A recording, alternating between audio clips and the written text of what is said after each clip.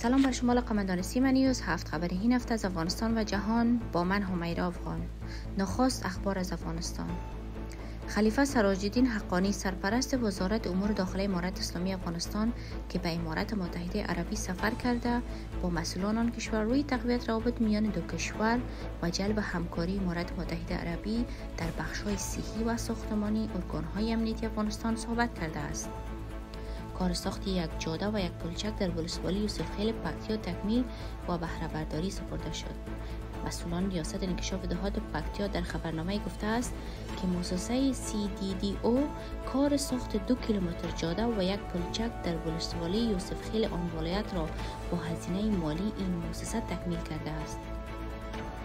ریاست هواشناسی از احتمال باران نسبتاً شدید، رعد و برق، بادهای شدید همراه با گرد و خاک و سیلاب‌های یونی در شماری از ولایت‌های کشور خبر داده است. ریاست هواشناسی وزارت ترانسپورت و هوانوردی در خبرنامه گفته است در ولایت‌های بدخشان، تخار، بغلان، پنجشیر، نورستان، کنر، لغمان، کاپیسا، پروان، کابل، میدان وردک، بامیان، دایکندی، غزنی، لوگر، ننگرهار، پکتیا و خوست به شمول سالنگ‌ها که مقدار باران‌ها در نقاط مختلف بین 15 تا 40 میلیمتر پیش بینی شده است.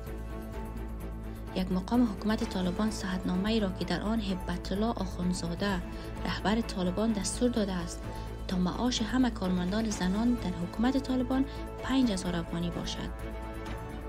تلاش حکومت طالبان برای توقف فعالیت تلویزیون تمدن رسانه مطرح افغانستان دلیل این تصمیم تاکنون مشخص نشده است. مسئولان تلویزیون تمدن هم بیشتر توضیح ندادند که دلیل این اقدام طالبان برای توقف برنامه این تلویزیون چی بوده است. و حال از جهان. امریکا از اسرائیل خواسته است تا در مورد حمله به مدرسه سازمان ملل متحد در مرکز غزه که دست کم 35 نفر در آن کشته شده است کاملا شفاف عمل کند.